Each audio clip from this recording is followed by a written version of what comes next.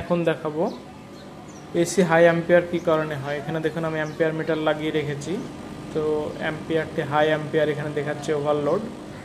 তো কি কারণে এই হাই অ্যাম্পিয়ার আসে সেটি দেখাবো।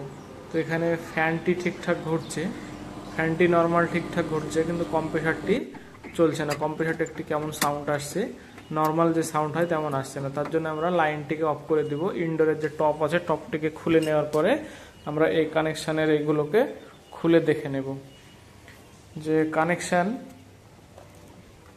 ক্যাপাসিটারের যে কানেকশানগুলো আছে সেগুলো দেখব। কম্প্রেসারের গোড়ার যে পোলগুলো থাকে সেগুলো একবার খুলে চেক করে নেব যে কম্প্রেসারের যদি পোলগুলো পুড়ে যায় কম্প্রেসারের গোড়ার কানেকশানগুলো, তাও কিন্তু এরকম হবে। তার জন্য ওগুলো আগে দেখে নেওয়ার পরে যদি সঠিক থাকে তাহলে আমরা কম্প্রেসারের যে ক্যাপাসিটারটি আছে সেই ক্যাপাসিটারটিকে দেখব যে ক্যাপাসিটারটি ঠিকঠাক আছে কিনা। তো ক্যাপাসিটার ঠিক করার সময় অবশ্যই আমরা শর্ট করে নেব একবার দুটো পোলকে।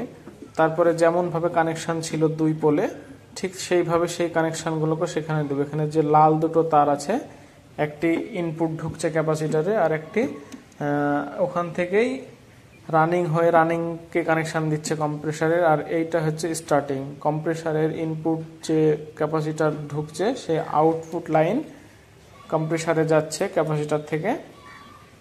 তো কানেকশান দেওয়ার পরে আমরা ক্লিপ দিয়ে ক্যাপাসিটারটিকে আটকিয়ে দেব। এটা আটকিয়ে দিতে হবে কারণ কোনো জায়গায় বডি টাচ হতে পারে, সেই জন্য সঠিকভাবে টাইট করতে হবে। টাইট করে দেওয়ার পরে আমরা যেমনভাবে আরেকবার অ্যাম্পিয়ারটি চেক করছিলাম ঠিক সেইভাবে অ্যাম্পিয়ারটিকে চেক করব। এবার অ্যাম্পিয়ার মিটারটিকে আমরা অ্যাম্পিয়ারে সেট করে দেওয়ার পরে এখানে যে কমন লাইন আছে কম্প্রেসারের কমন লাইন, সেখানেই এটিকে আমরা দিয়ে রাখব। এটিকে দেওয়ার পরে এবার আমরা ইনডোর থেকে চালিয়ে আসবো। এই এসির যে ইনডোর আছে সেটিকে কানেকশান দিয়ে আসবো। তারপরে এখানে আমরা ওয়েট করব, কারণ দেওয়ার সঙ্গে সঙ্গে আউটডোরকে কানেকশান দেয় না, 1 মিনিট থেকে 3 মিনিট সময় লাগে। তো সেই সময় আমরা এখানে ওয়েট করব আর অ্যাম্পিয়ার মিটার দিকে তাকিয়ে থাকবো, দেখবো যে কখন আমাদের কম্প্রেসারটি লাইন দিচ্ছে কম্প্রেসারকে, আর এখানে হাই অ্যাম্পিয়ার না নর্মাল অ্যাম্পিয়ার আসছে সেটাই দেখব। তো আমি এখানে ক্যামেরা ওই সোজা করেই ধরে আছি, দেখা যাক কখন দেয় লাইনটি আর কত অ্যাম্পিয়ার আসে। তো ওয়েট করার পরেই দেখুন এখানে অ্যাম্পিয়ার চলে আসছে।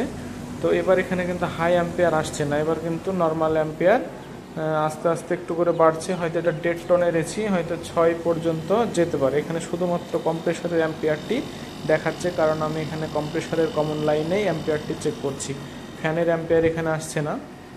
তো তাহলে তো এসি রেডি হয়ে গিয়েছে। এখানে সমস্যা তার মানে ছিল ক্যাপাসিটারের।